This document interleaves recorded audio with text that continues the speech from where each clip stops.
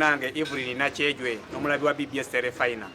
mukasera kano gwanga lyonna Uganda okulonda kwa Bassentebe b'ebyalo kukyalinzeemu olwokubanga Minister wa local government omukulu Fine Magezi yategeezezza nga watali nsimbi zikkirizibwa kuzitegeka kulonda kwa LCs mukasera kano nga Bassentebe b'ebyalo bayongezeddwayo ebbanga kubanga bibakyatwala obukulembeze wadde nga abamu Bassentebe b'ebyalo bafa abamyuka baabwe ne badda mu bifo ebyo kyokka nga ate n'abalala Bassentebe b'ebyalo tebakyalina maanyi nga batuusa ku batuuze oba n'okuteekawo ebyokwerinda mu bitundu ebiri mu ggwanga.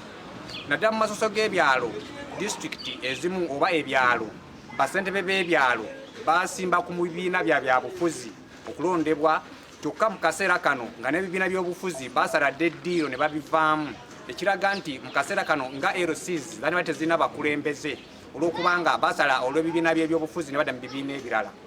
nga ensimbi zikyabuze gavumenti okutegeka LCs wano abatuuze abamu bakyalina okwemulugunya okw'amaanyi nga bagamba nti bakoze batya okulaba nga LC bafuna obukulembeze obubatwala nga lwadde Bassentebe bwe batunuuliddwa nga ekikulu ennyo mu kulondebwa kyokka n'obukiiko bwennyini tebukyawera olw'ebbanga eddene lye bumaze nga bukulembera nga n'abamu ku bakulembeze ku mitendera owa LC oba abajjuze ebifo ebyo abamu baafa. Mukulu Magidi mu kaseera kano abakulembeze oba obukulembeze ba LC bwandibadde butya nga twokyali okusomoozebwa okwaba ebifo ebitakyawera? Twandibadde nga ffe abavubuka kuba tubadde tuneteekateeka okuba nga abavubuka twenyigira mu bifo ebyo by'obukulembeze bwa LC1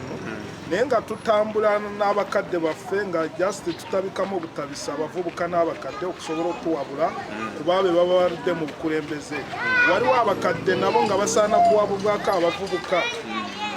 olw'emyaka gye balimu egy'obukadde nga bakuliridde nga naye tetwandibasudde ebbali naffe abavubuka tusobole kubeera mu bifo ebyo nga tuwabulwako bakadde baffe. Kusomoozebwa ki kwolaba mu kaseera kano ng'abakulembeze oba Bassentebe b'ebyalo bakaddiye ate mu abavubuka si mwe muli ku ntebe essaawa? Okusomoozebwa kwe tufuna tugenda kusanga nga luusi abakulembeze obudde buno abaliwo mu bifo ebyo bya LC1 osangamu nga tebaasoma nga tewaliwo abavubuka abafa abaliwo bakola ki abaasoma nga bandibadde babeera mu ebyo bifo nga luusi onaasanga chairman nga teyasoma nga n'okuwandiika takoze kitamanyi okugendayo kumunoonya okufuna ebiwandiiko nga alina okulinda omuvubuka gwe yeesiga n'ateekamu obwesige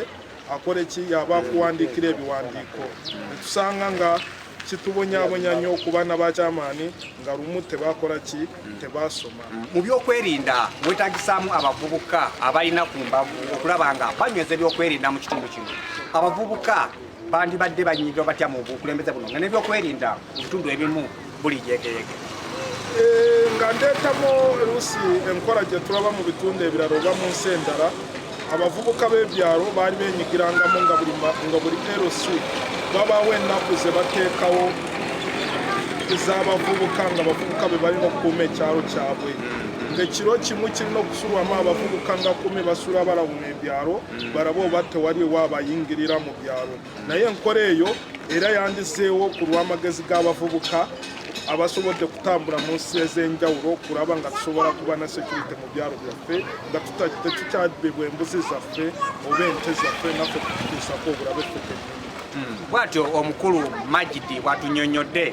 ku mbeera ey'abakulembeze oba LCs bwe zandibadde naye mu kaseera kano abantu bangi bakyalina okusomoozebwa n'ebibuuzo eby'amaanyi ku butebe bagenda okukuuma ebyalo byabwe nga Bassentebe b'ebyalo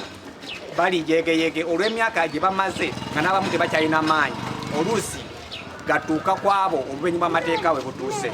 Nakoma omunange mu studio bwe bati abakulembeze tusaba gavumenti etuyongere okuyamba abantu okunyweza obukulembeze bw'ebyalo. Nze omulongo Kato Paulo ndi wano mu disitulikiti y'e Kalungu e Kabale Bugonzi.